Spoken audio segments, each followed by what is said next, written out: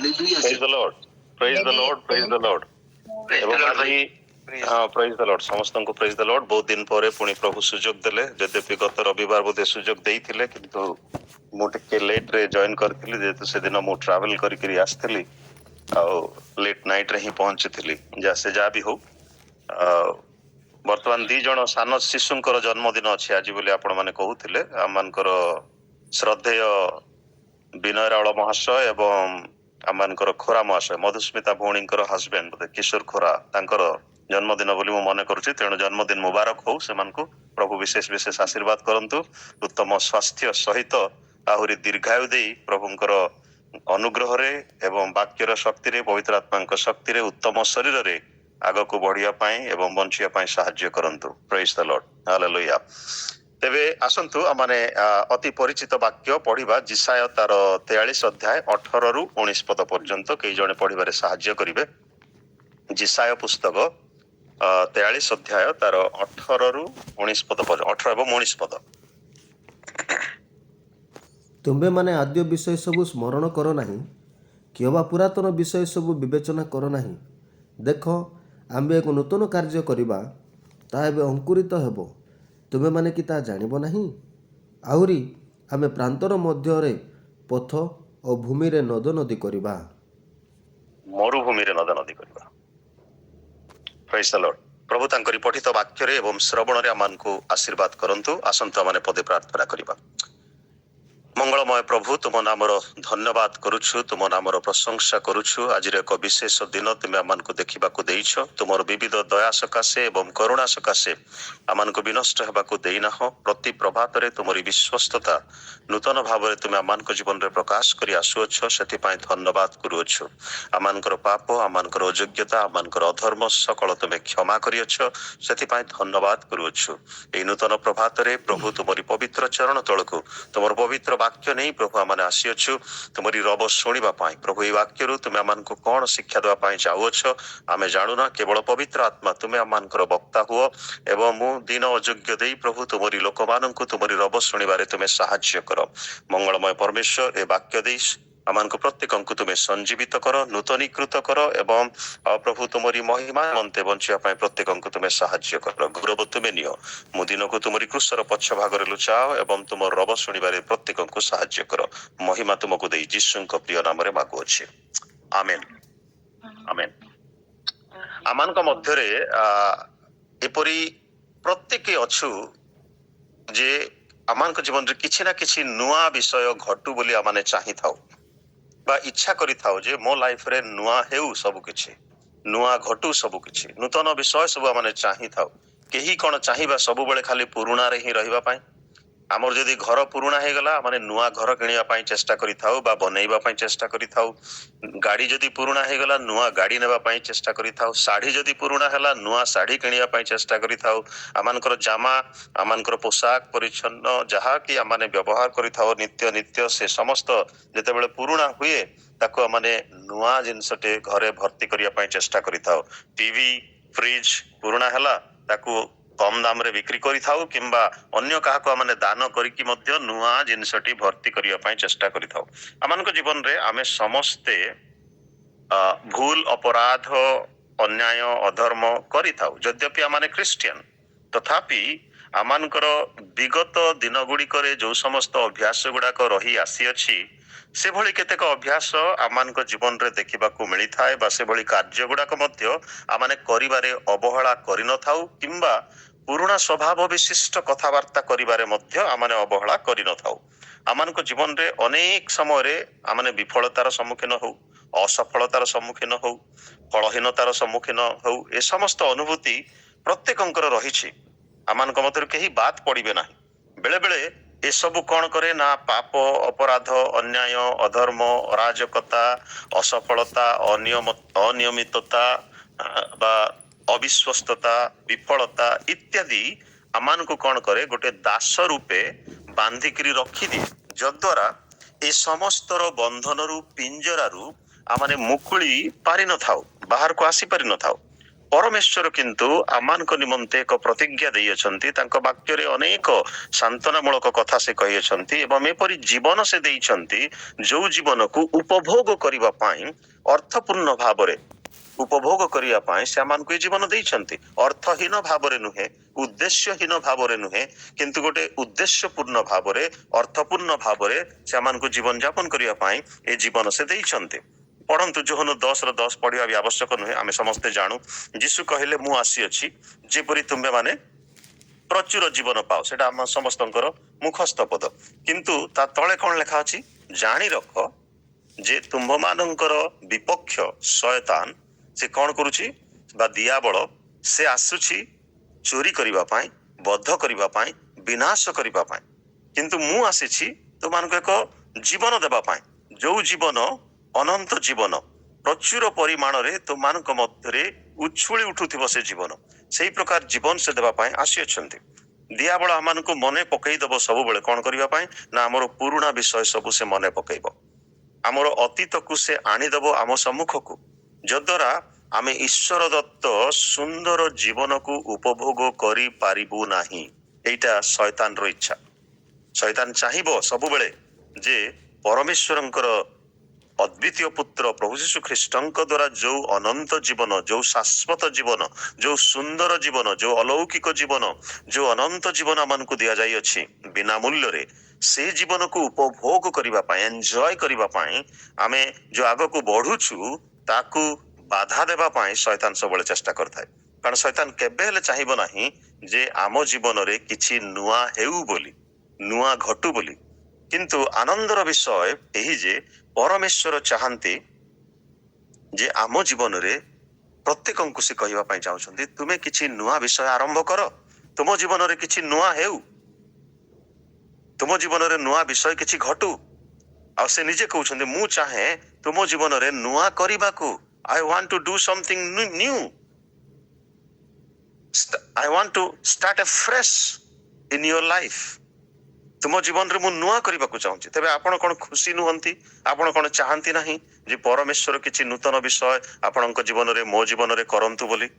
ଆମେ ସମସ୍ତେ ଏକ ନୂଆ ଓ ତାଜା ବିଷୟ ହେଉ ଆମ ଜୀବନରେ ବୋଲି, ଈଶ୍ୱରଙ୍କର ସହିତ ହେଉ, ଖ୍ରୀଷ୍ଟଙ୍କର ସହିତ ହେଉ, ପବିତ୍ର ଆତ୍ମାଙ୍କର ସହିତ ହେଉ ବୋଲି ଆମେ ଅନେକ ସମୟରେ କାମନା କରିଥାଉ, ବାସନା କରିଥାଉ, ଇଚ୍ଛା ପ୍ରକାଶ କରିଥାଉ, ଅପେକ୍ଷା କରିଥାଉ। ପ୍ରତିବର୍ଷ ଜାନୁଆରୀ ମାସରେ 1 ତାରିଖରେ ଲୋକମାନେ ବହୁତ କିଛି ଶପଥ ନେଇଥାନ୍ତି। ଅନେକ ସମୟରେ ଏ ବାକ୍ୟକୁ ନୂଆ ବର୍ଷରେ ଲୋକମାନେ ପ୍ରଚାର କରିଥାନ୍ତି। ଶପଥ କଣ କରିଥାନ୍ତି? ପ୍ରତିଜ୍ଞା କଣ କରିଥାନ୍ତି ସେମାନେ? ନା ଗତ ବର୍ଷ ମୁଁ ବାଇବେଲ ପଢି ପାରିଲି ନାହିଁ, ଯାହା ଶପଥ କରିଥିଲି ଏ ବର୍ଷ ମୁଁ ସମ୍ପୂର୍ଣ୍ଣ ବାଇବେଲ ପଢିବି, ଅଧିକ ବାଇବେଲ ପଢିବି। ଆଉ କେହି କହନ୍ତି ଏ ବର୍ଷ ମୁଁ ଅଧିକ ପ୍ରାର୍ଥନାରେ ସମୟ କ୍ଷେପଣ କରିବି। ଆଉ କେହି କହନ୍ତି ଏ ବର୍ଷ ଅଧିକ ମୁଁ ମାଣ୍ଡଳିକ କାର୍ଯ୍ୟରେ ମୋର ଜୀବନକୁ ମୁଁ ନିୟୋଜିତ କରିବି, ବ୍ୟବହାର କରିବି, ମୋର ସମୟ ଦେବି ମୁଁ। କିମ୍ବା ଆଉ କେହି କହନ୍ତି ମୋର ପରିବାରକୁ ମୁଁ ଛାଡି ସବୁବେଳେ ପ୍ରଭୁଙ୍କର କାମରେ ବ୍ୟସ୍ତ ରହୁଛି, ଏ ବର୍ଷ ମୋର ପରିବାର ସହିତ ମୁଁ ବେଶୀ ସମୟ କ୍ଷେପଣ କରିବି।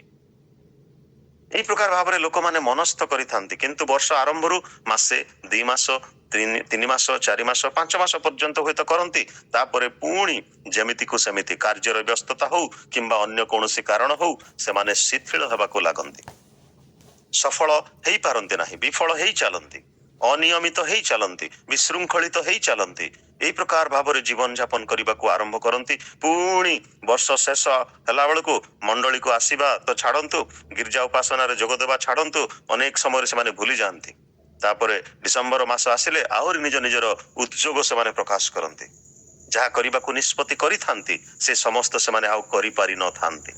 ଏହି ପ୍ରକାର ପରିସ୍ଥିତିରେ ସଦାପ୍ରଭୁ ପରମେଶ୍ୱର ତାଙ୍କର ଏହି ପବିତ୍ର ଜୀବନ୍ତ ଶାଶ୍ୱତ ଅଲୌକିକ ବାକ୍ୟ ଦେଇ ଆମମାନଙ୍କୁ ସେଇ କଥା କହିବା ପାଇଁ ଚାହୁଁଛନ୍ତି। ଇସାୟ ତାର 43 ଅଧ୍ୟାୟ 18 ଏବଂ 19 ପଦରେ ସେ କହୁଛନ୍ତି ପୁରୁଣା ବିଷୟ ସବୁକୁ ଭୁଲି ଯାଆନ୍ତୁ, ସ୍ମରଣ କରନ୍ତୁ ନାହିଁ, ଅତୀତ ବିଷୟରେ ଚିନ୍ତା ଆଉ କରନ୍ତୁ ନାହିଁ, ଅତୀତରେ ବୁଡିକିରି ରୁହନ୍ତୁ ନାହିଁ। ତା ପରିବର୍ତ୍ତେ ଆଉ ଦେଖ ମୁଁ ତୁମମାନଙ୍କ ନିମନ୍ତେ ନୂତନ ବିଷୟ ମାନ କରିବାକୁ ଯାଉଅଛି। ପ୍ରେଜ୍ ଦ ଲର୍ଡ। ପ୍ରଭୁ କହୁଛନ୍ତି ମୁଁ ତୁମମାନଙ୍କ ପାଇଁ ନୂଆ ବିଷୟ ସବୁ କରିବି। ଭଲ କରି ଶୁଣନ୍ତୁ ପ୍ରଭୁ ଏହି ପଦରେ କଣ କହୁଛନ୍ତି? Forget about what have happened before. He says, don't think about past. It is all over. ଅତୀତରେ ଯାହା ଘଟିଛି ତାକୁ ଆଉ ସ୍ମରଣ କରନ୍ତୁ ନାହିଁ, ଅତୀତ ବିଷୟକୁ ଭୁଲି ଯାଆନ୍ତୁ। ତାକୁ ନେଇ ଭାଳି ହୁଅନ୍ତୁ ନାହିଁ, ତାହା ସମାପ୍ତ। ମୁଁ ନୂଆ ସବୁ କରିବା ପାଇଁ ଯାଉଅଛି। ଆମକୁ ବୁଝିବାକୁ ହେବ ଯେ ପରମେଶ୍ୱର ଆମର ଭବିଷ୍ୟତ ବିଷୟରେ ଅଧିକ ମନୋଯୋଗୀ ଅଟନ୍ତି, ମନୋଯୋଗୀ ହୁଅନ୍ତି, କିନ୍ତୁ ପଶ୍ଚାତ ବିଷୟ ସବୁ ପାଇଁ ନାହିଁ, ଅତୀତ ବିଷୟ ପାଇଁ ନୁହେଁ। God is more interested in our future than our past. ବେଳେ ବେଳେ ଲୋକମାନେ ଭାବନ୍ତି ଯେ ପରମେଶ୍ୱର ସେମାନଙ୍କର ଅତୀତ ସହିତ ଅଟକି ଯାଇଛନ୍ତି, କିନ୍ତୁ ପରମେଶ୍ୱର ଅଟକି ନାହାନ୍ତି। ପ୍ରିୟ ବନ୍ଧୁଗଣ, ଆମେ ଅଟକି ଯାଇଛୁ, ସେମାନେ ଅଟକି ଯାଇଛନ୍ତି। ତେଣୁ ସେଇ ପ୍ରକାର ଲୋକମାନଙ୍କୁ ସେ ଆଜି ମନେ ପକେଇ ଦଉଛନ୍ତି ଯେ ପୁରୁଣାରେ ନ ରହିବା ପାଇଁ, ଅତୀତରେ ଜୀବନ ଯାପନ ନ କରିବା ପାଇଁ, ନ ବଞ୍ଚିବା ପାଇଁ। କାରଣ ପରମେଶ୍ୱର ଭବିଷ୍ୟତ ପାଇଁ ଅଧିକ ମନୋଯୋଗୀ ଅଟନ୍ତି ଏବଂ ଆଗ୍ରହୀ ଅଟନ୍ତି, ଚେଷ୍ଟିତ ଅଟନ୍ତି। ଆମେ କଣ ଚେଷ୍ଟିତ ଅଟୁ କି? ଆମେ କଣ ଆଗ୍ରହୀ ଅଟୁ କି? ସେଇ ପୁରୁଣା ବିଷୟ ସବୁକୁ ଭୁଲି ନୂଆ ବିଷୟରେ ମନୋଯୋଗୀ ହେବା ପାଇଁ, ନୂଆ ବିଷୟ ସବୁ କରିବା ପାଇଁ, ନୂତନତା ଆଡକୁ ଆଗେଇବା ପାଇଁ। କାରଣ ପରମେଶ୍ୱର ଯଦି ଆମ ଜୀବନରେ ନୂଆ କରିବା ପାଇଁ ଚାହୁଁଛନ୍ତି, ଆମେ କାହିଁକି ଅଟକିବା ପାଇଁ ଚେଷ୍ଟା କରିବା ପୁରୁଣାରେ? ଇସ୍ରାଏଲକୁ ପରମେଶ୍ୱର ସେମାନଙ୍କର ପାପ ଓ ବିଦ୍ରୋହ ସକାଶୁ କଣ କଲେ? ଦଣ୍ଡ ବିଧାନ କଲେ। ପରମେଶ୍ୱର ଚାହିଁଲେ ସେମାନଙ୍କୁ ଆଶା ଓ ଆଶ୍ୱାସନା ଦେବା ପାଇଁ, ଶାନ୍ତି ସାନ୍ତ୍ୱନା ଦେବା ପାଇଁ। Israel was punished for their sins and rebellion against God.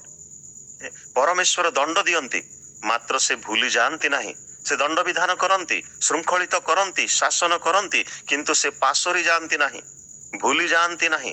ଏଇ ଯେଶାୟା ପୁସ୍ତକରେ ସେ କହିଛନ୍ତି ଯେ ସ୍ତନ୍ୟଦାତ୍ରୀ ମା ତାର ଶିଶୁକୁ ସ୍ତନ୍ୟପାନ କରାଉ କରାଉ ସେ ଭୁଲିଯିବ, କିନ୍ତୁ ମୁଁ ତୁମମାନଙ୍କୁ କେବେ ହେଲେ ଭୁଲିବି ନାହିଁ କି ପରିତ୍ୟାଗ କରିବି ନାହିଁ। ମୁଁ ଛାଡିଦେବି ନାହିଁ, ମୁଁ ପାଶୋରି ଯିବି ନାହିଁ। ମୁଁ ଏ ପ୍ରକାର ପରମେଶ୍ୱର, ସେଥିପାଇଁ ଇମାନୁଏଲ ପରମେଶ୍ୱର ହେଇ ଆସିଅଛି ମୁଁ ତୁମମାନଙ୍କର ସହିତରେ ରହିବା ପାଇଁ ସଦାକାଳ ନିମନ୍ତେ। ଏବଂ ଗଲା ବେଳକୁ ମଧ୍ୟ ସେ କହିକିରି ଗଲେ, ଜୀବନର ଶେଷରେ ଯେପରି ପୁନରୁତ୍ଥିତ ହେଲା ପରେ ସ୍ୱର୍ଗାରୋହଣ କଲା ବେଳକୁ ମଧ୍ୟ ସେ କହିକିରି ଗଲେ, ଦେଖ ଯୁଗାନ୍ତ ପର୍ଯ୍ୟନ୍ତ ମୁଁ ତୁମମାନଙ୍କର ସହିତ ଅଛି, ମୁଁ ତୁମମାନଙ୍କୁ ଅନାଥ କରି ଛାଡି ଯାଉ ନାହିଁ। ମୁଁ ଗଲେ ଆଉ ଜଣେ ସାହାଯ୍ୟକାରୀଙ୍କି ତୁମମାନଙ୍କ ନିମନ୍ତେ ପଠେଇବି, ଯେ ତୁମମାନଙ୍କର ସହିତ ସଦା ସର୍ବଦା ରହିବେ ଏବଂ ସମସ୍ତ ସତ୍ୟକୁ ତୁମମାନଙ୍କୁ ପଥ କଢେଇ ନେବେ। ହାଲେଲୁୟା, ପ୍ରେଜ୍ ଦ ଲର୍ଡ। ସେଇ ପ୍ରକାର ପରମେଶ୍ୱର, ସେ ତ୍ରିଏକ ପରମେଶ୍ୱର ଆଜି ଆମମାନଙ୍କର ସହିତରେ ରହିଛନ୍ତି। God wanted his people to understand that the punishment they were experiencing would not be the end of them. ଯୋଉ ଶାସନ, ଯୋଉ ଶୃଙ୍ଖଳା ଆଉ ଯୋଉ ଦଣ୍ଡ ବିଧାନ ସେମାନେ ପାଉଥିଲେ, ତାହା ସେମାନଙ୍କ ନିମନ୍ତେ ଅନ୍ତ ନଥିଲା। The fact is that God wants to give them something new. ଆଜି ମଧ୍ୟ ପରମେଶ୍ୱର ଆମମାନଙ୍କୁ ନୂଆ କିଛି ଦେବା ପାଇଁ ଚାହାନ୍ତି, ନୂଆ ବ୍ୟକ୍ତିତ୍ୱ ଦେବା ପାଇଁ ଚାହାନ୍ତି, ନୂଆ ଉଦ୍ୟମ ଦେବା ପାଇଁ ଚାହାନ୍ତି, ନୂଆ କାର୍ଯ୍ୟ ଦେବା ପାଇଁ ଚାହାନ୍ତି। କିନ୍ତୁ ଆମମାନେ ଅନେକ ସମୟରେ ଅତୀତରେ ହିଁ ଜୀବନ ଯାପନ କରିଥାଉ।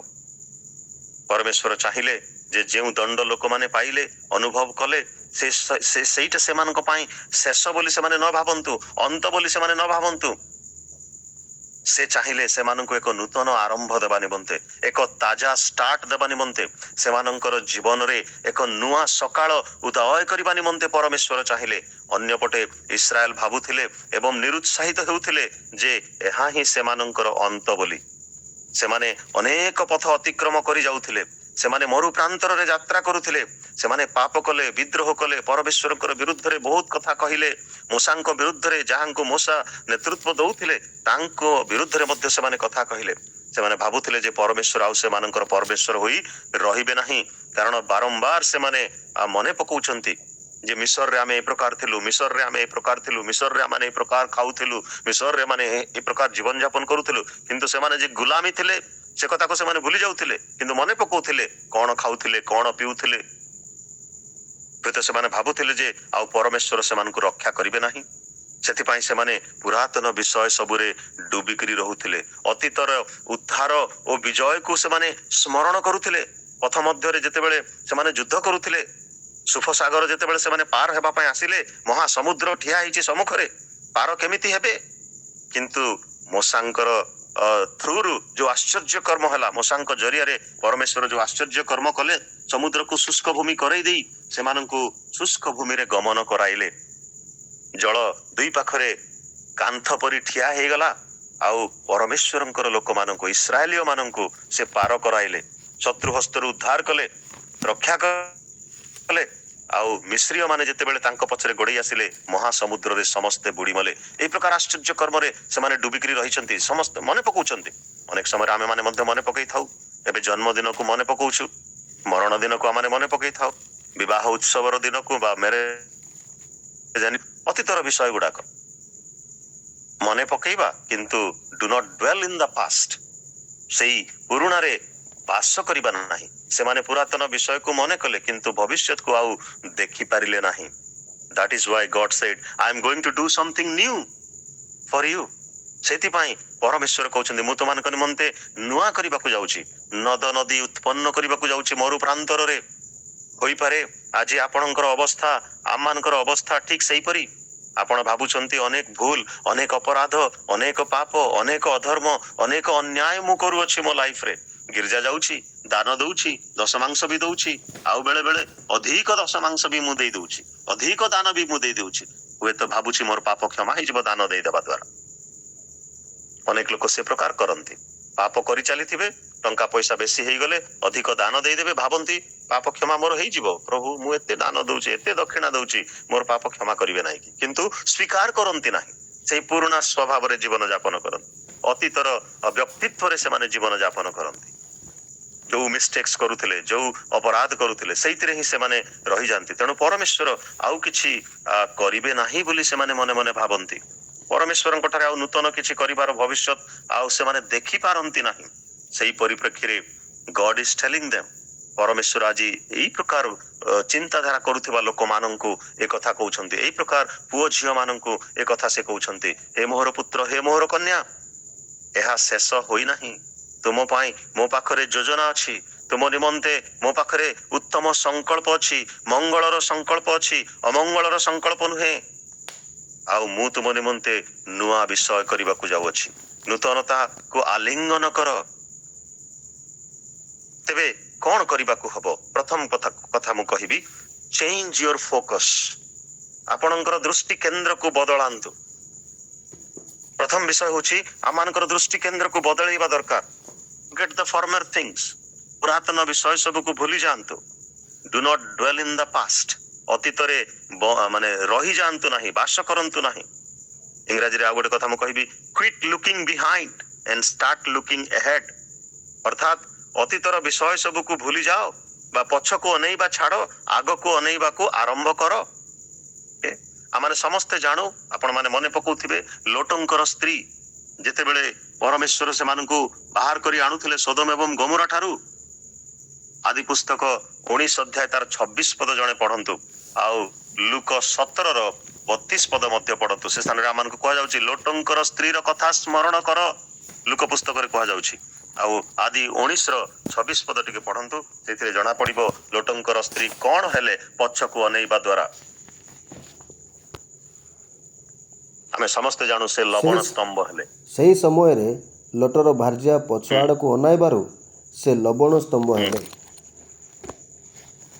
ସେହି ସମୟରେ, ଯୋଉ ସମୟରେ ସେମାନଙ୍କୁ ବାହାର କରିକିରି ନିଆଯାଉଅଛି, ସେଇ ସମୟରେ ସେ ପଛକୁ ଅନେଇଲେ। ହେଇପାରେ ତାଙ୍କର ବହୁମୂଲ୍ୟ ଶାଢୀ ରହିଯାଇଥିଲା, ହେଇପାରେ ତାଙ୍କର ସୁନା ଅଳଙ୍କାର ରହିଯାଇଥିଲା, ହେଇପାରେ ତାଙ୍କର ବହୁମୂଲ୍ୟ ଜିନିଷ ପତ୍ର ରହିଯାଇଥିଲା, ବ୍ୟକ୍ତିଗତ ଜିନିଷ ଯାହା ସେ ଆଣିପାରିଲେ ନାହିଁ, ଯେହେତୁ ତରତର ହେଇକିରି ସେମାନଙ୍କୁ ବାହାରିବାକୁ ପଡିଛି, ଛାଡିବାକୁ ପଡିଛି ସୋଦମ ଗମୋରାକୁ। କାରଣ ପରମେଶ୍ୱର ଆଉ ସେ ଅଗ୍ନି ଦ୍ୱାରା ନଷ୍ଟ କରିବା ପାଇଁ ଚାହୁଁଥିଲେ। ପରମେଶ୍ୱର ଅବ୍ରାହମକୁ ଆହ୍ୱାନ କରିଥିଲେ, ଲୋଟଙ୍କୁ ଆହ୍ୱାନ କରିନଥିଲେ ପ୍ରିୟ ବନ୍ଧୁଗଣ। କିନ୍ତୁ ପରମେଶ୍ୱର ଅବ୍ରାହମକୁ ଆଶୀର୍ବାଦ କଲେ, ଲୋଟଙ୍କୁ ଆଶୀର୍ବାଦ କରିନଥିଲେ। ଅବ୍ରାହମ ଯେହେତୁ ପରମେଶ୍ୱରଙ୍କ ସହିତ ଗମନାଗମନ କଲେ, ପରମେଶ୍ୱରଙ୍କ ସହିତ ଚାଲିଲେ, ସେଥିପାଇଁ ଲୋଟ ପରମେଶ୍ୱରଙ୍କ ସହିତ, ଅବ୍ରାହମଙ୍କ ସହିତ ଥିଲା ବୋଲି ଅବ୍ରାହମଙ୍କର ଆଶୀର୍ବାଦ ସେ ମଧ୍ୟ ଅଂଶୀ ହେଲା, ସେ ମଧ୍ୟ ପାଇଲା। ତଥାପି ସେ ଦୁଷ୍ଟ ମାନଙ୍କର ଗହଣରେ, ଅପରାଧୀ ମାନଙ୍କର ଗହଣରେ, ପାପୀ ମାନଙ୍କର ଗହଣରେ ସେ ଜୀବନ ଯାପନ କରିବାକୁ ଚାଲିଥିଲା। ତଥାପି ଅବ୍ରାହମ ତାର ନିମନ୍ତେ, ପୁତୁରାର ନିମନ୍ତେ ସେ ଦେଶକୁ ରକ୍ଷା କରିବା ପାଇଁ ସେ ଚେଷ୍ଟା କରି ଅନେକ ଅଳିଯୁକ୍ତ ପ୍ରାର୍ଥନା ସେ କରିଥିଲେ। ପ୍ରଭୁ ୟେହୋବା ପରମେଶ୍ୱର, ଯଦି 45 ଜଣ ଧାର୍ମିକ ଲୋକ ମିଳିବେ, 40 ଜଣ ଧାର୍ମିକ ଲୋକ ମିଳିବେ, 50 ଜଣ ମିଳିବେ, ଏ ପ୍ରକାର ଭାବରେ ସେ 5 କମେଇ ଆସି 5 ଜଣ ଧାର୍ମିକ ମିଳିଲେ ମଧ୍ୟ ତୁମେ କଣ ନଷ୍ଟ କରିଦବ କି?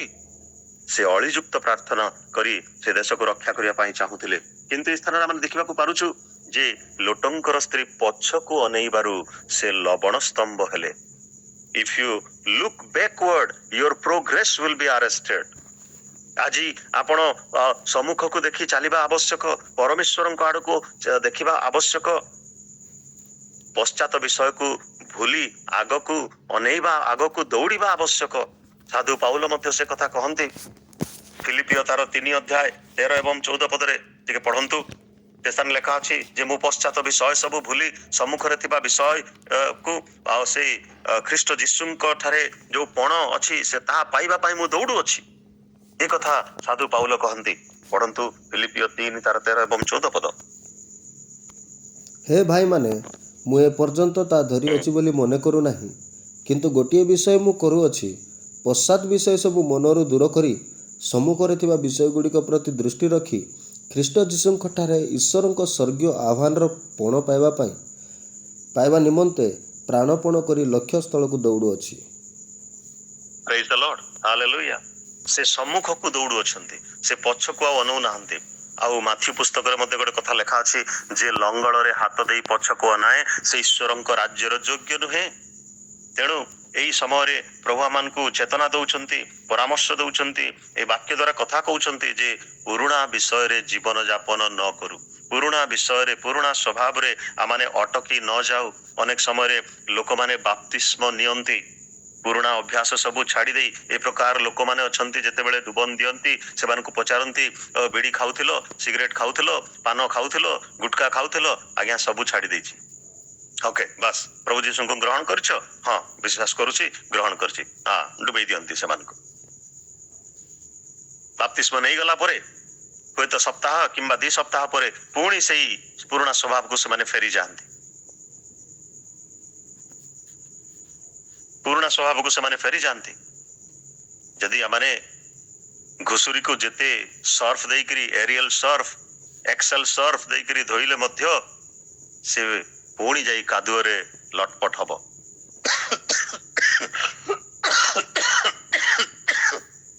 ସେ କାଦୁଅରେ ଯାଇ ଡୁବିବ। ତାର ସ୍ୱଭାବ ସେଇଆ। ମଣିଷ ମାନଙ୍କର ପ୍ରକୃତି ମଧ୍ୟ ସେ ପ୍ରକାର, ଆମମାନଙ୍କର ଜୀବନର ସ୍ୱଭାବ ମଧ୍ୟ ଠିକ ସେଇ ପ୍ରକାର। ତେଣୁ ଆମମାନଙ୍କୁ କୁହାଯାଉଛି ଯେ ଆମମାନଙ୍କୁ ନୂଆ ବ୍ୟକ୍ତିତ୍ୱ ହେବା ଆବଶ୍ୟକ, ନ୍ୟୁ ପର୍ସନାଲିଟି ଆମମାନଙ୍କର ରହିବା ଆବଶ୍ୟକ। The Lord wants to give us a new personality. ଆମମାନଙ୍କର ଜୀବନରେ ଏକ ନୂତନ ବ୍ୟକ୍ତିତ୍ୱ ସେ ଦେବା ପାଇଁ ଚାହାନ୍ତି। ଆମମାନେ 2 କରନ୍ତି 5 ର 17 ପଦରେ ପଢୁ ଯେ ଏଣୁ ଯେ କେହି ଖ୍ରୀଷ୍ଟଙ୍କ ଠାରେ ଅଛି ସେ ନୂତନ ସୃଷ୍ଟି ହୋଇଅଛି। ଦେଖ ପୁରାତନ ବିଷୟ ସବୁ ଲୋପ ପାଇଅଛି, ଆଉ ସବୁ କିଛି ନୂଆ ହେଇଅଛି। ଖ୍ରୀଷ୍ଟଙ୍କ ଠାରେ ରହିଲେ ହିଁ ନୂଆ ହେବ, କିନ୍ତୁ ମଣ୍ଡଳୀ ସହିତ ରହିଲେ ନୂଆ ହେବ ନାହିଁ ସବୁ କିଛି। ବାକ୍ୟ ଶୁଣୁଛୁ, ଗିର୍ଜାକୁ ଆସୁଛୁ, ଉପାସନାକୁ ଆସୁଛୁ, ପ୍ରେୟାର ମିଟିଂ ବି ଆସୁଛୁ, କିନ୍ତୁ ଖ୍ରୀଷ୍ଟଙ୍କ ସହିତ ଆମେ ଚାଲି ପାରୁନାହୁଁ। ଖ୍ରୀଷ୍ଟଙ୍କୁ ବ୍ୟକ୍ତିଗତ ଭାବରେ ଗ୍ରହଣ କରିପାରିନାହୁଁ। ଖ୍ରୀଷ୍ଟ ଆମ ସହିତ ଚାଲୁନାହାନ୍ତି, ଯଦ୍ୱାରା ଆମେ ସେ ପୁରୁଣା ସ୍ୱଭାବରେ ଆଉ ଥରେ ନିମଜ୍ଜିତ ହଉଛୁ। ପୁରୁଣା ସ୍ୱଭାବରେ ଆମେ ଓତପ୍ରୋତ ଭାବରେ ଜଡ଼ିତ ହେଇଯାଉଛୁ।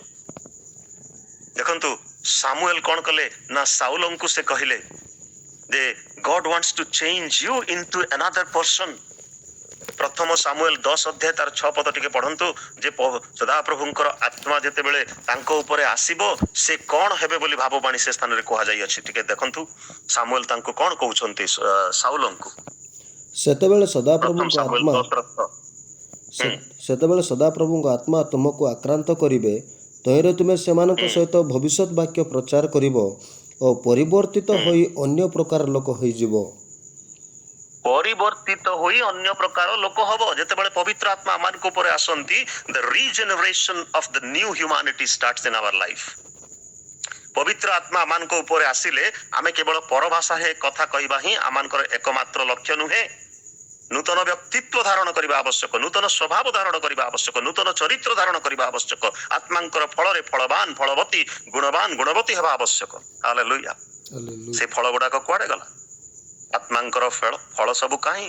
ପ୍ରେମ, ଶାନ୍ତି, ଦୀର୍ଘ ସହିଷ୍ଣୁତା, ପରୋପକାରିତା, ଆତ୍ମସଂଯମ, ବିଶ୍ୱସ୍ତତା, ଏ ସମସ୍ତ କଣ ଆମମାନଙ୍କ ଜୀବନରେ ଦେଖା ଦେଇଥାଏ? କିନ୍ତୁ ଆମେ ଗିର୍ଜା ଉପାସନାରେ ଅବହେଳା କରିନଥାଉ, ପ୍ରାର୍ଥନା ମିଟିଂରେ ଅବହେଳା କରିନଥାଉ, ଦାନ ଦେବାର ଅବହେଳା କରିନଥାଉ। କିନ୍ତୁ ଯଦି ଆତ୍ମା ପ୍ରାପ୍ତ ହେଉଛୁ ତାହେଲେ ନୂତନ ବ୍ୟକ୍ତିତ୍ୱ କାହିଁ ଆମର? ଜାକୁବଙ୍କୁ ମଧ୍ୟ ପରମେଶ୍ୱର କଣ କଲେ? ଜଣେ ଚିଟର, ଜଣେ ଡିସିଭର, ଜଣେ ପ୍ରବଞ୍ଚକକୁ କଣ କଲେ? ଗୋଟେ ନୂତନ ନାମ ଦେଲେ, ଗୋଟେ ନୂତନ ବ୍ୟକ୍ତି କରେଇଦେଲେ, ତାଙ୍କୁ ପ୍ରିନ୍ସ କରେଇଦେଲେ, ରାଜକୁମାର କରେଇଦେଲେ, ଇସ୍ରାଏଲ କରେଇଦେଲେ। ଆଦି ପୁସ୍ତକ 32 ଅଧ୍ୟାୟ ତାର 28 ପଦ ଟିକେ ପଢନ୍ତୁ। ସେ କହିଲେ, ତୁମେ ଜାକୁବ ନାମର ବିଖ୍ୟାତ ହେବ ନାହିଁ, ମାତ୍ର ଇସ୍ରାଏଲ ପରମେଶ୍ୱରଙ୍କ ଯୋଦ୍ଧା ନାମରେ ବିଖ୍ୟାତ ହେବ, କାରଣ ତୁମେ ପରମେଶ୍ୱର ମନୁଷ୍ୟ ସହିତ ଯୁଦ୍ଧ କରି ଜୟୀ ହୋଇଅଛ। ହାଲେଲୁୟା। ତାଙ୍କୁ ଗୋଟେ ନୂତନ ନାମ ସେ ଦେଲେ, ପରିବର୍ତ୍ତନ କରେଇଦେଲେ, ଚେଞ୍ଜ କରେଇଦେଲେ। ସେଥିପାଇଁ ଆଜି ପାଉଲ ମଧ୍ୟ ଆମମାନଙ୍କୁ କହୁଛନ୍ତି ଗୋଟେ ନୂତନ ବ୍ୟକ୍ତିତ୍ୱରେ ରୂପାନ୍ତରିତ ହେବା ନିମନ୍ତେ, ପରିବର୍ତ୍ତିତ ଜୀବନ ଯାପନ କରିବା ନିମନ୍ତେ, ପବିତ୍ର ଆତ୍ମାରେ ପରିପୂର୍ଣ୍ଣ ହୋଇ ନୂତନ ବ୍ୟକ୍ତିତ୍ୱକୁ ଧାରଣ କରିବା ନିମନ୍ତେ ସେ କଥା କହୁଛନ୍ତି। ରୋମିଓ 12 ଅଧ୍ୟାୟ ତାର 2 ପଦ ଟିକେ ପଢନ୍ତୁ।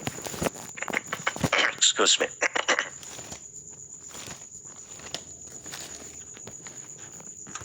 ରୋମିଓ 12 ଅଧ୍ୟାୟ 2 ପଦ। ତୁମ୍ଭେମାନେ ଏହି ବର୍ତ୍ତମାନ ଯୁଗର ଅନୁରୂପୀ ହୁଅ ନାହିଁ, କିନ୍ତୁ ଯେପରି ତୁମେମାନେ ଈଶ୍ୱରଙ୍କ ଇଚ୍ଛା କ'ଣ, ଅର୍ଥାତ୍ ଉତ୍ତମ, ସୁଗ୍ରାହ୍ୟ ଓ ଶୁଦ୍ଧ ବିଷୟ କ'ଣ, ଏହା ପରୀକ୍ଷା କରି ଜାଣିପାର, ଏଥି ନିମନ୍ତେ ଆପଣ ଆପଣା ମନର ନୂତନୀକରଣ ଦ୍ୱାରା ପରିବର୍ତ୍ତିତ ହୁଅ। ଆପଣା ଆପଣା ମନର ନୂତନୀକରଣ ଦ୍ୱାରା ପରିବର୍ତ୍ତିତ ହୁଅ। ହାଲେଲୁୟା। ମନ ମଧ୍ୟରେ ନୂତନ ହେବାର ଅଛି, ମନକୁ ପରିବର୍ତ୍ତନ କରିବାର ଅଛି। ମନ ପରିବର୍ତ୍ତନ, change of mind, U turn ନେବାର ଅଛି ଆମକୁ ଆମ ଲାଇଫରେ, ସ୍ପିରିଚୁଆଲ ଜୀବନ ଯାତ୍ରାରେ। ଆମେ ପଛକୁ ଯଦି ଅନେଇବା, ଆମର ପ୍ରୋଗ୍ରେସ, ଆମର ଆଗକୁ ବଢିବାର ଯୋଉ ପେସଟା ସେଟା ଅଟକି ଯିବ। ଆଜି ହୁଏତ ଆମେ ଲବଣ ସ୍ତମ୍ଭ ହେଇପାରିବା ନାହିଁ, କିନ୍ତୁ ଅନ୍ୟ ପ୍ରକାରର ଖମ୍ବା ହେଇଯିବା। ଯଦି ପୁରୁଣାକୁ ଆମେ ମନେ ପକେଇବା, ଲୋଭ କରିବା, ପୁରୁଣା ବିଷୟରେ ଜୀବନ ଯାପନ କରିବା, ଆମମାନଙ୍କର ସ୍ୱର୍ଗକୁ ଯିବାର ଲକ୍ଷ୍ୟରେ ଆମେ ଦୌଡ଼ି ପାରିବା ନାହିଁ। ସେ ଅକ୍ଷୟ ଅମ୍ଳାନ ରୂପକ ମୁକୁଟ ପାଇବା ପାଇଁ ଯୋଉ ଧାବମାନ ହେଉଅଛୁ, ସେଇ ଧାବମାନରେ ବାଧା ଆସିଯିବ, ଆମେ ଝୁଣ୍ଟେଇ ପଡିବା, ସେଇ ସ୍ଥାନରେ ରହିଯିବା, ଅଟକି ଯିବା। ଆମମାନଙ୍କର ପରିବର୍ତ୍ତିତ ଜୀବନର ଗୁଣାତ୍ମକ ଭାବ ସବୁ ଆଉ ଦେଖାଯିବ ନାହିଁ, ସ୍ୱଭାବ ଦେଖାଯିବ ନାହିଁ, ଚରିତ୍ର ଦେଖାଯିବ ନାହିଁ। ଆମମାନେ ବାହ୍ୟିକ ଭାବରେ ଦେଖାଯାଉଥିବା, କିନ୍ତୁ ଭିତରେ ଭିତରେ ଖୋକଲା ହେଇଯାଇଥିବା, ଶୁଷ୍କ ହେଇଯାଇଥିବା, ଶୁଖି ଯାଇଥିବା। ତେଣୁ ସେମାନେ ଭକ୍ତିର ଭେକ ଧାରଣ କରନ୍ତି, କିନ୍ତୁ ସେଥିର ଶକ୍ତିକୁ ଅସ୍ୱୀକାର କରନ୍ତି। ଏ ପ୍ରକାର ସମୟ ଆସିଅଛି। ସେଥିପାଇଁ ପଛକୁ ଅନେଇବାଟା ଛାଡନ୍ତୁ, ଆଗକୁ ଅନେଇବାକୁ ଆରମ୍ଭ କରନ୍ତୁ। The Lord is going to do something new. The Lord wants to do something new. ତା ପୂର୍ବରୁ ସେ ନୂତନ ବ୍ୟକ୍ତିତ୍ୱରେ ଆପଣଙ୍କୁ ପରିବର୍ତ୍ତନ କରିବା ପାଇଁ ଚାହାନ୍ତି, ମତେ ପରିବର୍ତ୍ତନ କରିବା ପାଇଁ ଚାହାନ୍ତି। ଆମେ ପରିବର୍ତ୍ତିତ ହେଇଛୁ। ପରିବର୍ତ୍ତନ ନୂତନ ଜନ୍ମର ପରେ ଆମେ ଗୀତ ଗାଇଥାଉ, ଆଗେ ଏଇଟା କରୁଥିଲି, ଆଗେ ସେଇଟା କରୁଥିଲି, ଏବେ କରୁନାହିଁ, ମୋର ପରିବର୍ତ୍ତନ ହେଇଛି। ବାପ୍ତିସ୍ମ ସମୟରେ ସେ ଗୀତ ମଧ୍ୟ ଆମେ ଗାନ କରିଥାଉ। ତ ଲୋଟଙ୍କର ସ୍ତ୍ରୀ ପଛକୁ ଅନେଇଲେ, ତେଣୁକରି ତାର ଜୀବନର ସ୍ୱଭାବ ବଦଳିଗଲା। ସେ କଣ ହେଲେ? ଲବଣ ସ୍ତମ୍ଭ ହେଇକରି ଅଟକିକିରି ରହିଗଲେ, ଆଗକୁ ଆଉ ସେ ବଢି ପାରିଲେ ନାହିଁ। ପରମେଶ୍ୱର ଯୋଉ ପ୍ରତିଜ୍ଞାତ ଦେଶ ଦେବା ପାଇଁ ସେମାନଙ୍କୁ ଚାହୁଁଥିଲେ, ସେଇଥିରେ ସେମାନେ ପ୍ରବେଶ କରିପାରିଲେ ନାହିଁ। ତେଣୁ ଅତୀତରେ ରହିଲେ କଣ ହୁଏ ନା, ଭବିଷ୍ୟତକୁ ସେମାନେ ଦେଖି ପାରନ୍ତି ନାହିଁ।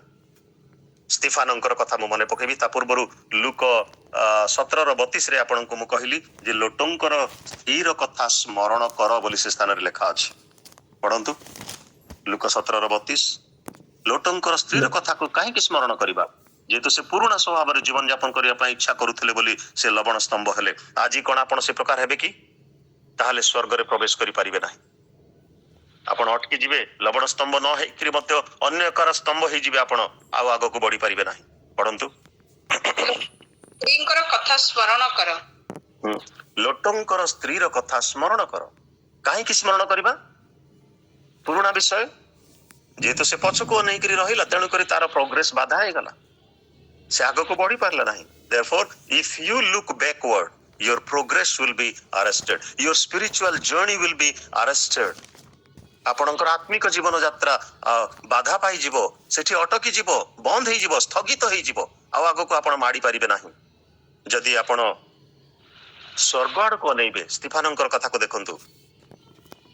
ପ୍ରେରିତ 7 ଅଧ୍ୟାୟ ତାର 55, 56, 57 ପଦରେ ଲେଖା ଅଛି, ସ୍ତିଫାନଙ୍କୁ ଯେତେବେଳେ ଲୋକମାନେ ପଥର ଫୋପାଡ଼ି ମାରୁଥିଲେ, ସେତେବେଳେ ସେ କୁଆଡେ ଅନେଇଲେ? ସେ ସ୍ୱର୍ଗ ଆଡକୁ ଉର୍ଦ୍ଧ୍ୱ ଦୃଷ୍ଟି କଲେ, ମନୁଷ୍ୟ ପୁତ୍ରଙ୍କୁ ଏବଂ ମନୁଷ୍ୟ ପୁତ୍ରଙ୍କୁ ପିତାଙ୍କର ଦକ୍ଷିଣ ପାର୍ଶ୍ୱରେ ଠିଆ ହେଇଥିବାର ଦେଖିଲେ, ବସିଥିବାର ସେ ଦେଖି ନାହାନ୍ତି। ପଢନ୍ତୁ ଲୁକ 7 ଅଧ୍ୟାୟ ତାର 55, 56। କିନ୍ତୁ ସେ ପବିତ୍ର ଆତ୍ମାରେ ପୂର୍ଣ୍ଣ ହୋଇ ସ୍ୱର୍ଗ ପ୍ରତି ସ୍ଥିର ଦୃଷ୍ଟିରେ ଚାହିଁଲେ ଆଉ ଈଶ୍ୱରଙ୍କ ମହିମା ଓ ଯୀଶୁଙ୍କୁ ଈଶ୍ୱରଙ୍କ ଦକ୍ଷିଣ ପାର୍ଶ୍ୱରେ ଠିଆ ହୋଇଥିବା ଦେଖି କହିଲେ, ଦେଖନ୍ତୁ ମୁଁ ସ୍ୱର୍ଗକୁ ଉନ୍ମୁକ୍ତ ଓ ମନୁଷ୍ୟପୁତ୍ରଙ୍କୁ ଈଶ୍ୱରଙ୍କ ଦକ୍ଷିଣ ପାର୍ଶ୍ୱରେ ଠିଆ ହୋଇଥିବା ଦେଖୁଅଛି। କିନ୍ତୁ ସେମାନେ ଉଚ୍ଚ ସ୍ୱରରେ ଚିତ୍କାର କରି ହାଲେଲୁୟା। ଠିକ ଅଛି, ମନୁଷ୍ୟ ପୁତ୍ରଙ୍କୁ ସେ ଈଶ୍ୱରଙ୍କର ଦକ୍ଷିଣ ପାର୍ଶ୍ୱରେ ଠିଆ ହେଇଥିବାର ଦେଖିଲେ। ହାଲେଲୁୟା। ତାମାନେ ସେ ଈଶ୍ୱରଙ୍କର ଗୌରବକୁ ସେ ଦେଖୁଅଛନ୍ତି, ପ୍ରଭୁ ଯୀଶୁ ଖ୍ରୀଷ୍ଟଙ୍କୁ ସେ ଦେଖୁଅଛନ୍ତି। ତେଣୁ ପ୍ରିୟ ଭାଇ ଏବଂ ଭଉଣୀମାନେ, ଚେଞ୍ଜ ୟୋର ଫୋକସ୍। ଆଜି ଆପଣ କୋଉ ବିଷୟ ସବୁ ଦେଖୁଛନ୍ତି, କେମିତି ପ୍ରକାରରେ ଦେଖୁଛନ୍ତି, କୋଉ ଲେନ୍ସରେ ଆପଣମାନେ ଦେଖୁଛନ୍ତି, କୋଉ ଦୂରବୀକ୍ଷଣ ଯନ୍ତ୍ରରେ ଆପଣମାନେ ଆପଣଙ୍କର ଆତ୍ମିକ ଜୀବନ ଯାତ୍ରାକୁ ଦେଖୁଛନ୍ତି? ବାକ୍ୟର ଶକ୍ତିରେ, ଆତ୍ମାଙ୍କର ଶକ୍ତିରେ, ପ୍ରଭୁ ଯୀଶୁଙ୍କ ନାମର ଶକ୍ତିରେ, ପ୍ରଭୁ ଯୀଶୁଙ୍କ ରକ୍ତର ଶକ୍ତିରେ ଆପଣଙ୍କର ଜୀବନକୁ ଆପଣ ଦେଖୁଛନ୍ତି କି? ପରିମାର୍ଜିତ, ପରିଷ୍କୃତ, ନିର୍ମଳ, ନିଷ୍କଳଙ୍କ, ନିର୍ଦାଗ ଜୀବନ ଯାପନ କରିବା ପାଇଁ ତ ଆମମାନଙ୍କର ମାନେ କ୍ଷମତା ହିଁ ନାହିଁ। ଆମେ କେହି ପରଫେକ୍ଟ ନୁହଁ। ଆମେ ଅଲ୍ imperfect human beings। ଆମେ ସମସ୍ତେ ସେଇ ମାନେ ଅପରାଧୀ, ଦାଗୀ ମନୁଷ୍ୟ ଗୁଡାକ। କିନ୍ତୁ ପ୍ରଭୁ ଯୀଶୁ ଖ୍ରୀଷ୍ଟଙ୍କ ରକ୍ତରେ ଯୋଉ କ୍ଷମା ମାନେ ପାଇଅଛୁ, ସେଇ କ୍ଷମାର ଜୀବନ ପାଇଲା ଭଳି ଜୀବନ ଯାପନ କରିବା ଦରକାର। ଯୋଉ ନାମ ପରିବର୍ତ୍ତନ ହେଇଛି, ଯୋଉ ଜୀବନ ପରିବର୍ତ୍ତନ ହେଇଛି, ସେ ପରିବର୍ତ୍ତନଶୀଳ ଜୀବନ ଯାପନ କରିବା ଆମମାନଙ୍କର ଆବଶ୍ୟକ। If you look backward, your progress will be arrested. If you look heavenward, ଦ୍ୱିତୀୟ କଥା ହଉଛି, if you look heavenward, you will see the glory of God। ଯଦି ଆପଣ ସ୍ୱର୍ଗ ଆଡକୁ ଉର୍ଦ୍ଧ୍ୱ ଦୃଷ୍ଟି କରିବେ, ଆପଣ ମନୁଷ୍ୟ ପୁତ୍ରଙ୍କୁ ଦେଖିବେ, ଈଶ୍ୱରଙ୍କର ମହିମା ଆପଣ ଦେଖିବେ। ଯାହା ସ୍ତିଫାନ ଦେଖିଲେ, ସେ ସମସ୍ୟାକୁ ଦେଖି ପାରିଲେ ନାହିଁ। ତାଙ୍କୁ ପଥର ଫୋପଡା ହଉଛି, ସେ ପଥର ଗୁଡାକକୁ ସେ ଗଣିଲେ ନାହିଁ, ପଥର ଗୁଡାକକୁ ସେ ଦେଖିଲେ ନାହିଁ। ତାଙ୍କର ପିଠିରେ ବାଜୁଛି, ମୁଣ୍ଡରେ ବାଜୁଛି, ଗାଲରେ ବାଜୁଛି, ତାଙ୍କୁ କିଛି ଆଘାତ ଜଣା ପଡୁନାହିଁ, କାରଣ he is looking towards God and he is seeing the glory of God। ସେ ପରମେଶ୍ୱରଙ୍କର ମହିମା ସେ ଦେଖୁଛନ୍ତି, ପରମେଶ୍ୱରଙ୍କର ଗୌରବକୁ ସେ ଦେଖୁଛନ୍ତି। ପରମେଶ୍ୱରଙ୍କର ଗୌରବ ମହିମା ଦେଖିଲା ବେଳକୁ ଆଉ ଏ ସମସ୍ତ ବିଷୟ ସେ ଭୁଲି ଯାଇଛନ୍ତି। ଆମେ ଆଜି କଣ ଦେଖୁଛୁ? ଆମେ ଯୀଶୁଙ୍କୁ ଲକ୍ଷ୍ୟ ରଖି ଦୌଡୁଛୁ ଜୀବନର ମରୁପଥରେ। ଚାଲିଲା ବେଳକୁ ଆମମାନଙ୍କର ଅନେକ ସମସ୍ୟାକୁ ଦେଖୁଛୁ। ଆମମାନଙ୍କର ଶରୀରରେ ଅନେକ ରୋଗ ବ୍ୟାଧି ଅଛି, କଷ୍ଟ ଅଛି, ଦୁଃଖ ଅଛି, ଅପମାନ ଅଛି, ନିନ୍ଦା ଅଛି, ତାଡନା ଅଛି, କ୍ଲେଶ ଅଛି। ଏସବୁକୁ ଆମେ ଦେଖୁ ଦେଖୁ ଆଉ ଯୀଶୁଙ୍କ ଆଡକୁ ଆମମାନଙ୍କର ଫୋକସ ଆଉ ରହିପାରୁନାହିଁ। ତେଣୁକରି ଆମେ କଣ ହଉଛୁ ନା ଡୁବି ଯାଉଛୁ। ଯେମିତି ପିତର ଯୀଶୁଙ୍କୁ ପାଣିରେ ଚାଲୁଥିବାର ଦେଖିଲେ କହିଲେ ଆଉ ଭୂତ ବୋଲି ସେମାନେ ଭାବିଲେ, କିନ୍ତୁ ଯୀଶୁ କହିଲେ ଏ ତ ମୁଁ, ଭୟ କର ନାହିଁ। ତାଙ୍କର ଆବାଜ ଶୁଣିଲା କ୍ଷଣି ପିତର କହିଲେ, ଗୁରୁ ଯଦି ଆପଣ, ତାହେଲେ ମତେ ଅନୁମତି ଦିଅନ୍ତୁ, ମୁଁ ମଧ୍ୟ ପାଣିରେ ଚାଲି କରି ଆସିବି। ପ୍ରଭୁ ଯୀଶୁ ତାଙ୍କୁ ଚାଲିବା ପାଇଁ ଅନୁମତି ଦେଲେ। ସେ ଚାଲୁ ଚାଲୁ କଣ ହେଲେ? ଡୁବିବାକୁ ଲାଗିଲେ। କାରଣ ସେ ଢେଉ ମାନଙ୍କୁ ଦେଖିଲେ, ସେ ସମସ୍ୟାକୁ ଦେଖିଲେ, ସେ ପ୍ରୋବ୍ଲେମକୁ ଦେଖିଲେ, କିନ୍ତୁ ପ୍ରଭୁ ଯୀଶୁଙ୍କର ପର୍ସନକୁ ସେ ଦେଖି ପାରିଲେ ନାହିଁ। ପ୍ରଭୁ ଯୀଶୁଙ୍କର ଆଡକୁ ତାଙ୍କର ଦୃଷ୍ଟି ଥିଲା। ପ୍ରଭୁ ଯୀଶୁ ପାଖରେ ଅଛନ୍ତି, ଆଉ ସେ ମାନେ ପାଣିରେ ସେ ଚାଲୁ ଚାଲୁ ସମସ୍ୟାକୁ ଦେଖିଲେ। ଢେଉର ଯୋଉ ବଡ ବଡ ଢେଉ ଆସିଲା, ସେ ଢେଉକୁ ଦେଖି ସେ ଡରିବାକୁ ଲାଗିଲେ। ତେଣୁକରି ସେ ଡୁବିବାକୁ ଲାଗିଲେ। ଆଜି ଅନେକ ସମୟରେ ସମସ୍ୟା, ଦୁଃଖ, କଷ୍ଟ, କ୍ଲେଶ, ପଇସା ପତ୍ରର ଅଭାବ, ଋଣଗ୍ରସ୍ତତା ଆମମାନଙ୍କୁ କଣ କରେ ନା ଡୁବେଇକିରି ରଖିଦିଏ। ପାରିବାରିକ ସମସ୍ୟା ହଉ, ମାଣ୍ଡଳିକ ସମସ୍ୟା ହଉ, ସାମାଜିକ ସମସ୍ୟା ହଉ, ବିଭିନ୍ନ ରକମର ସମସ୍ୟାରେ ଆମେ ଡୁବି ଯାଉ।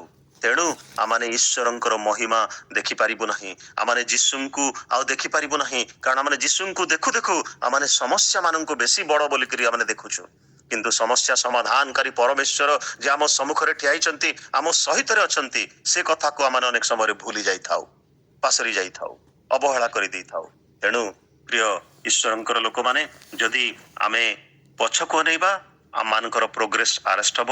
ଆମେ ଯଦି ମାନେ ସ୍ୱର୍ଗ ଆଡକୁ ଅନେଇବା, ଆମେ ଈଶ୍ୱରଙ୍କର ମହିମା ଦେଖିପାରିବା। ମନୁଷ୍ୟ ପୁତ୍ରଙ୍କୁ ଦେଖିବା, ସେ ବସିକିରି ରହିବେ ନାହିଁ, ସେ ଠିଆ ହେଇଯିବେ ଆପଣଙ୍କୁ ଆଲିଙ୍ଗନ କରିବା ପାଇଁ, ଆପଣଙ୍କୁ ହାତ ସ୍ୱାଗତ କରି ଆଉ ସେ ଗ୍ରହଣ କରିବା ପାଇଁ।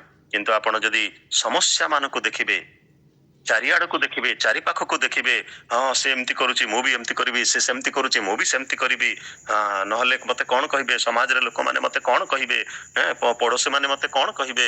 ଆମେ ପଡୋଶୀ ମାନଙ୍କର ଚିନ୍ତାଧାରାକୁ ବେଶୀ ଗୁରୁତ୍ୱ ଦଉଛୁ, ଆମେ ସମାଜକୁ ବେଶୀ ଗୁରୁତ୍ୱ ଦଉଛୁ। କିନ୍ତୁ ଯୋଉ ବ୍ୟକ୍ତି ଆମମାନଙ୍କର ଭିତରର ବ୍ୟକ୍ତିତ୍ୱକୁ ପରିବର୍ତ୍ତନ କରିବା ପାଇଁ ସମର୍ଥ ରଖନ୍ତି, ତାଙ୍କୁ ଆମେ ଆଉ ଭୁଲି ଯାଉଛୁ। ତାଙ୍କୁ ଆମେ ଦେଖୁ ଦେଖୁ ଅନ୍ୟ ଆଡକୁ ଆମେ ଅନେଇବାରେ ଲାଗୁଛୁ, ଯଦ୍ୱାରା ଆମମାନଙ୍କର ନୂଆ କିଛି ହେଇପାରୁନାହିଁ, ଆମେ ଅଟକି ଯାଉଛୁ। When we look surroundings, we are or you will be drowned. ଆପଣ କଣ ହେବେ ନା ବୁଡି ଯିବେ, ଆପଣ ଡୁବି ଯିବେ। ଯଦି ପରିପାର୍ଶ୍ୱିକ ପରିସ୍ଥିତିକୁ ଆପଣ ଦେଖିବେ ତାହେଲେ ଆପଣ ମାନେ ଡୁବି ଯିବେ। ପରମେଶ୍ୱର ଇସ୍ରାଏଲୀୟ ମାନଙ୍କ ପାଇଁ କଣ ନ କରିଛନ୍ତି, ସେମାନେ ମନେ ପକେଇଲେ କେମିତି ସେମାନେ ମିଶର ଦେଶରୁ ବାହାରିଲେ, ହାଉ ଦେ ଲେଫ୍ଟ ଦି ଇଜିପ୍ଟ, ଆଉ ସେମାନେ ପ୍ରାନ୍ତରରେ କେମିତି ଯୁଦ୍ଧ କରୁଥିଲେ, କେମିତି ସେମାନେ ଫାଇଟିଂ କରୁଥିଲେ ଏବଂ ଜୟଲାଭ କରୁଥିଲେ, এই ସମସ୍ତ ସେମାନେ ମନେ ପକାଉଥିଲେ। କିନ୍ତୁ ପ୍ରଭୁ ସେମାନଙ୍କୁ କହୁଛନ୍ତି ପୁରୁଣାରେ ଅଟକି ଯାଅ ନାହିଁ, ପୁରୁଣାରେ ଜୀବନ ଯାପନ କର ନାହିଁ। ତୁମମାନଙ୍କ ପାଇଁ ମୁଁ ନୂଆ କାମ କରିବି, ନୂଆ ଆଶ୍ଚର୍ଯ୍ୟ କର୍ମ କରିବି, ନୂଆ ବିଷୟ ତୁମକୁ ଦେବି, ନୂଆ ଜୟ ତୁମକୁ ମୁଁ ପ୍ରଦାନ କରିବି। ପରମେଶ୍ୱର ସେମାନଙ୍କୁ କଣ ନ ଦେଇଛନ୍ତି, ସେମାନଙ୍କୁ ସବୁ କିଛି ଦେଲେ। ପରମେଶ୍ୱର ସେମାନଙ୍କୁ ଟେମ୍ପଲ ଦେଲେ, God gave them a temple, କିନ୍ତୁ ସେମାନେ କଣ କଲେ, ସେଇଥିରେ ସେମାନେ ଆଇଡଲ ୱର୍ସିପ କଲେ। They gave him the idol worship. ପରମେଶ୍ୱରଙ୍କୁ ସେମାନେ ପ୍ରତିଦାନରେ କଣ ଦେଲେ ନା ଆଇଡଲ ୱର୍ସିପ, ମୂର୍ତ୍ତି ପୂଜା ସେମାନେ ଦେଲେ।